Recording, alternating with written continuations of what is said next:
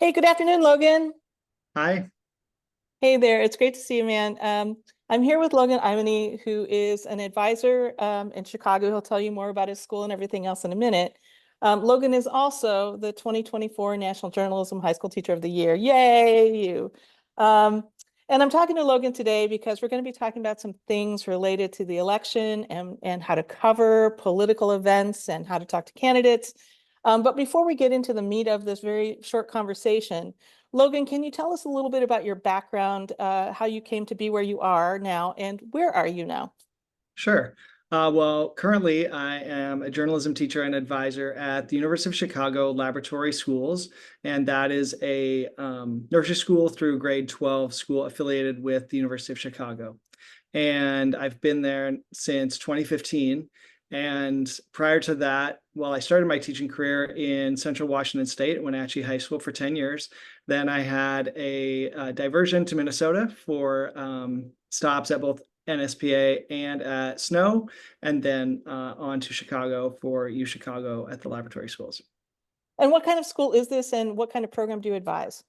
Sure. So this is a private school, and the program. So I teach journalism all day, and the program, includes print newspaper, online newspaper, yearbook, and photojournalism. My colleague teaches some of those classes as well, and it's really a school that's steeped in freedom of expression and student empowerment. So our school was founded by John Dewey, a noted education philosopher. And so really since the school's founding in the late 1890s, we've had freedom of expression as one of our core values. That's so wonderful to hear. I know that you personally have a great interest in the political process. You are a Supreme Court observer, and you're always the person I come to say, what did that decision mean? I think that at this point you visited almost every presidential library in the country. Is that right? And several, yeah. Okay, so I think it's really great that you're here to talk about this because it's not just part of your job, it's part of what you care about. It's in the fiber of your being, I guess I would say. So the reason that I mean, we could talk about politics just because, but the reason today we're talking about it is you've had a pretty interesting week in review. Would you tell us a little bit about where you've been for the past week with your students and how you got there? Sure. So from August 19 to August 22nd, I spent the week at the Democratic National Convention with students. We had press credentials that were part of a group from Illinois, part of what the DNC had called the Illinois Youth Press Corps. And that was students representing about 10 high schools around Illinois, not just from Chicagoland, but also from the St. Louis suburbs and sort of greater Chicago, and about 40 individuals total in that group. So we had two students each day. Our school chose to have a writer and a photographer, and it was six students total, a different combination each day.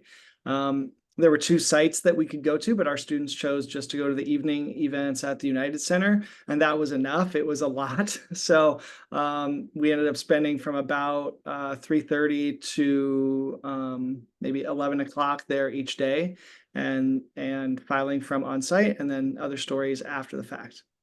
Okay, I want to ask a quick question. You've been there all week, and I think you said before we got on camera that you had clocked in at over 24 hours at the center Yeah. covering this. And I don't think you're actually back to school yet. So this was actually your summer break, right? Right. For me, at least, some of the other teachers were on, they had subs and lesson plans they had to write. So that Oh, was wow. cool. Did your school know that you were going to be there? Did your administration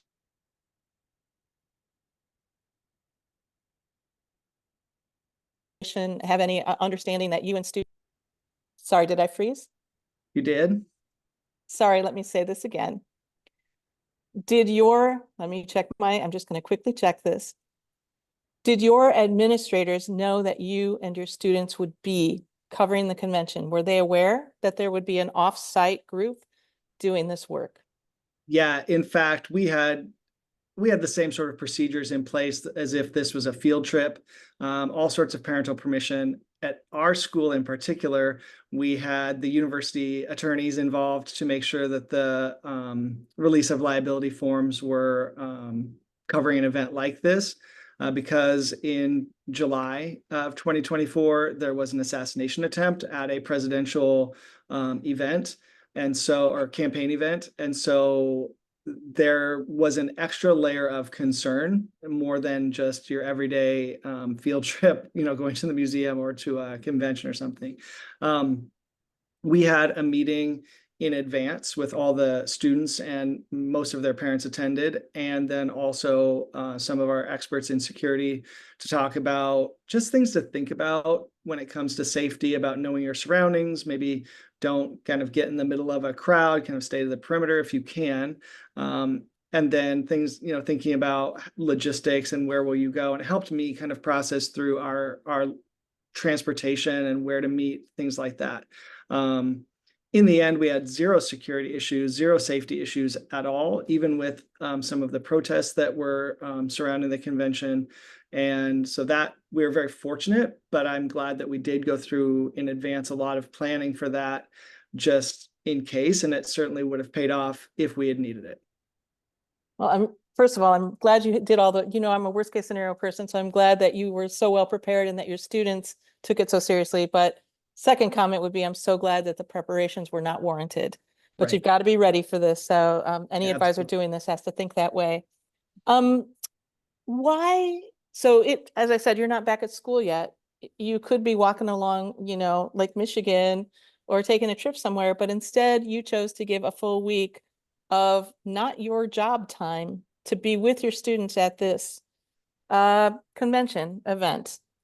Why did you think this was important for you and for your students to be at as scholastic journalists?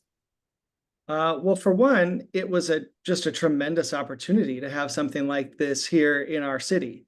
Um, it obviously, there's only two of these, and they're every 4 years, and they're not often in places that are in so-called blue states or so-called red states. They tend to be in more purple areas or swing areas. So it just was a really a once in a lifetime or once in a career opportunity. This is my 21st year in the classroom, and more than that overall in journalism. And I've never had an opportunity like this. So it was really, really wonderful. But I think more than that, it was, for me, an opportunity to expose my students to a lot of journalistic opportunity to report with newsmakers immediately, the opportunity for them to work as a team, and a chance for them to think on their feet, and to speak with newsmakers in the moment, and not in a planned kind of press conference kind of way. And then also really the sort of importance of this to democracy, and the role of the fourth estate in that democracy, which is not just to report on the events or to be a stenographer, but to help analyze that, to help sift through and determine what's really important, and to hold our officials accountable, and also to help bring this information to their peers in a way that their peers will pay attention to it and hopefully find it to be useful. That's the whole reason of why we do any of this work, right? That, the foundation of democracy requires an enlightened public. That's the preamble to the SPJ Code of Ethics. And so we really need to work on that enlightenment and get people the education that they need about who these folks are and what they stand for and what they want to do, and, all sorts of other things, and not just quote their speeches and put it up on the website or in our social media. I love your answer.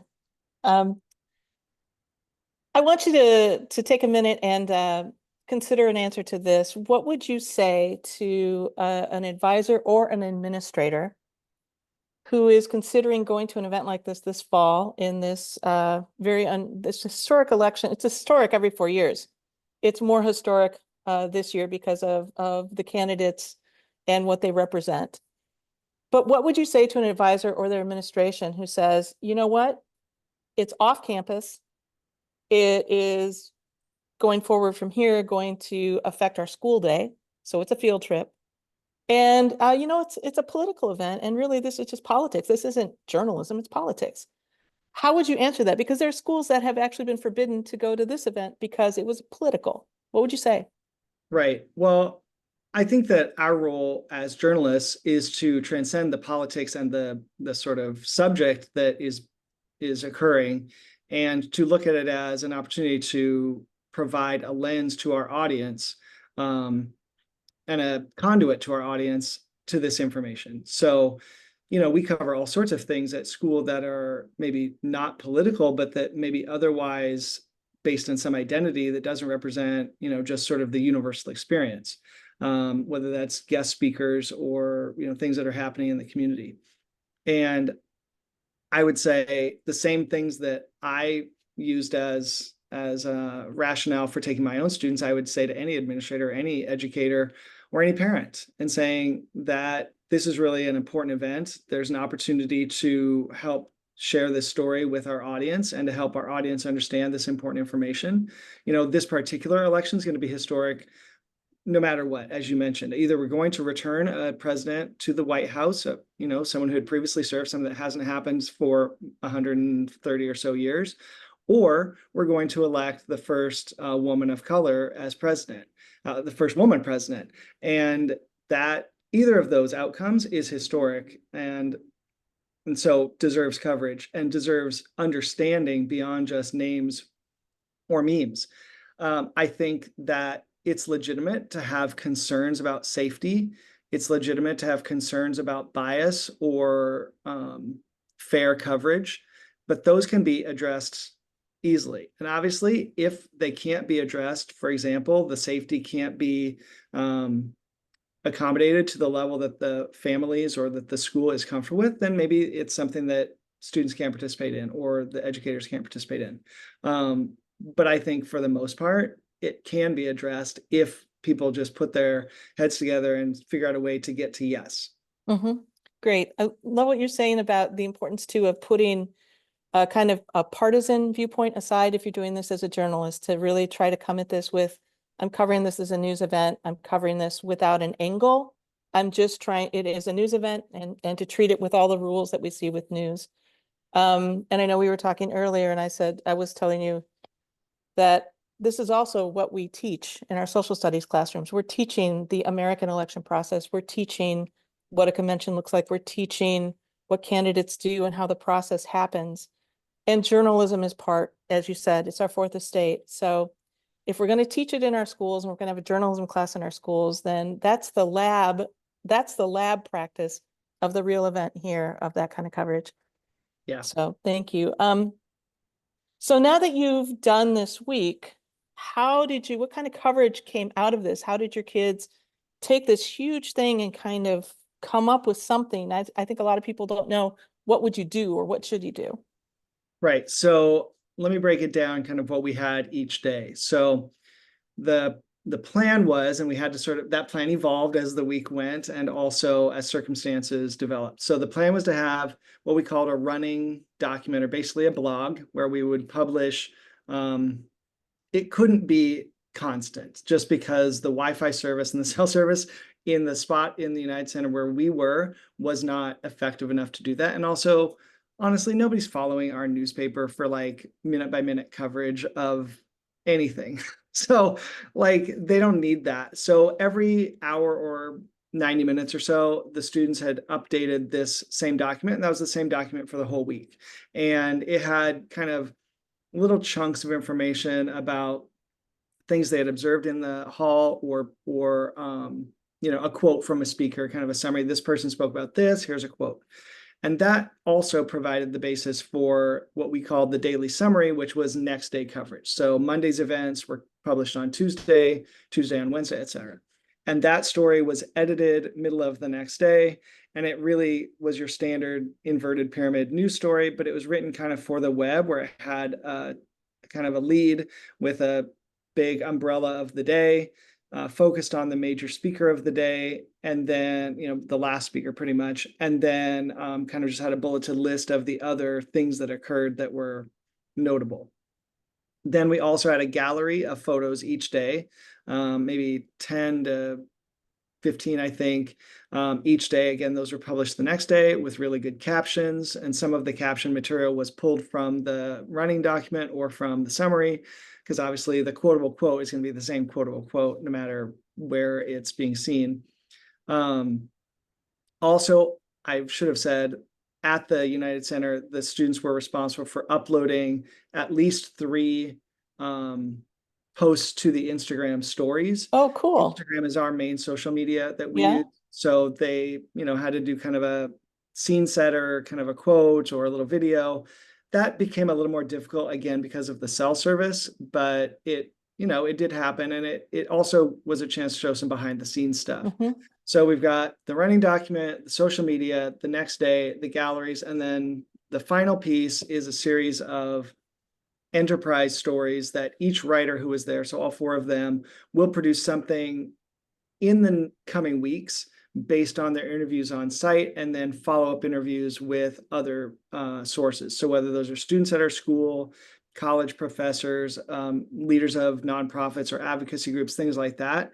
And each of the students has a topic that they want to pursue. One, for example, is what is it like to have an educator on the ticket? One is about activating the youth vote, things like that. Quick question related to that. Were any of your students from the yearbook staff?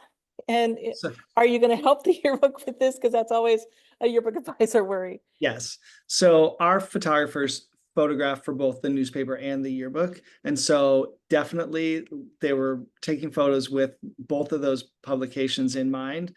And, I don't advise the yearbook, but I know that our yearbook advisor was there on one of the days and was also very involved in advising her photojournalism students. And so, she will work with her students to figure out how to put that coverage in context. I don't know whether there'll be a spread just for the DNC. Some of our students were also students at our school were volunteering at the DNC, or they had access through their family or other means. Some of them were protesting as well. And so that would be coverage that would be more, I would expect, more prominent in the yearbook and not as prominent in the newspaper, although, maybe something that turns up in an enterprise story as well. Very cool. I'm looking forward to reading those. It's going to be amazing. The coverage this week from you from your kids has been really impressive. So I'm impressed as well. Yeah, I was really nice. impressed with the work. And I know that there wasn't a lot of sleep that was happening in order to do that kind of coverage. So can you quickly give, we've been talking almost 15 minutes now. Can you give a few practical tips that if someone else wants to do this, whether a student or an advisor helping, what would you tell them is good practice or things you've learned? Sure. Assuming you've got the credentials, you've done the research on who's coming and why, what they're doing, what the event is about, I think it's really important to know your story. So don't just go in there and say, I'm going to just react to whatever's on site, whatever happens. I mean, you certainly can do that, but it's much easier, I found, if the students have a story in mind. So for example, they're going to cover this speaker and talk about their particular policy on whatever, or use this in context of a bigger story. Additionally, at this particular event, not only were there the speakers on stage, but there were every elected official you can imagine who's a Democrat was walking around in the hallways, and then lots of advocacy group officials as well.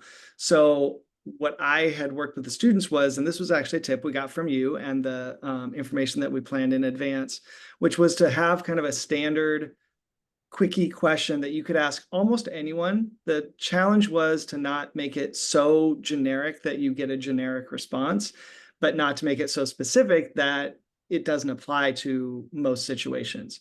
And so, ours ended up being something about, why is it important for young people to be involved in this election, or why do you think young people should pay attention, or something like that. And they asked that same question of governors, senators, a former mayor, the former head of Planned Parenthood, a Parkland school shooting survivor who now leads an advocacy group, national podcasters. So they asked the full spectrum that same basic question, and they're going to use that information in their coming stories. And they didn't need to come up on the spot with a question for every single person. They had that same basic question ready to go. And certainly they could ask a follow-up, or they could, gear it depending on who the person was that they saw, whether they were like a local official or a national official, et cetera. I would just reference my safety and security plans, know where you're going to go, what happens if you get separated, that sort of thing.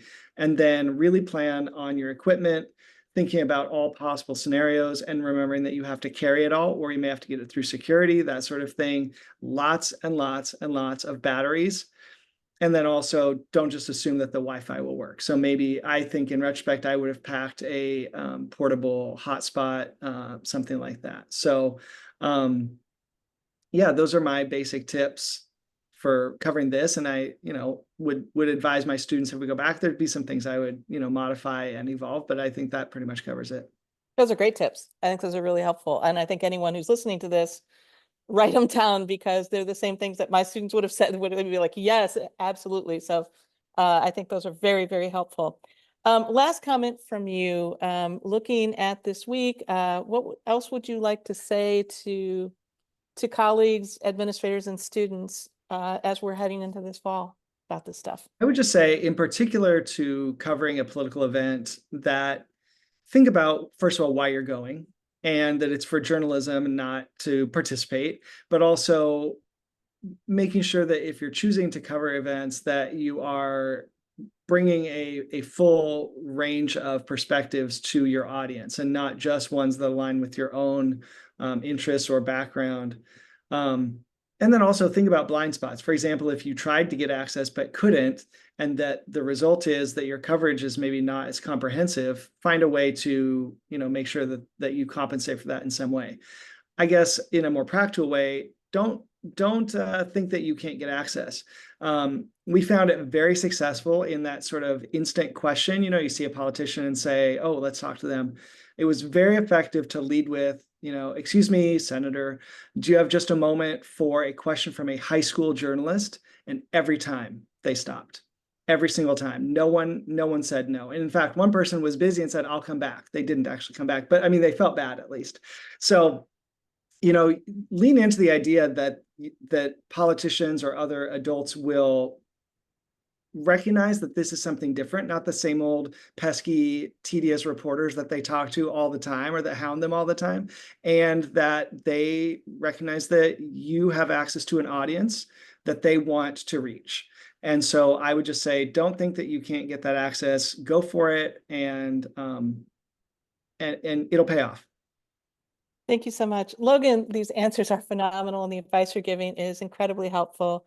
Also, just an aside, it's easy to see from this conversation why you're the National High School Journalism Teacher of the Year. Thank You're you too for your kind. thank you for your help to the next ones coming forward by giving this kind of assistance and guidance about what can work.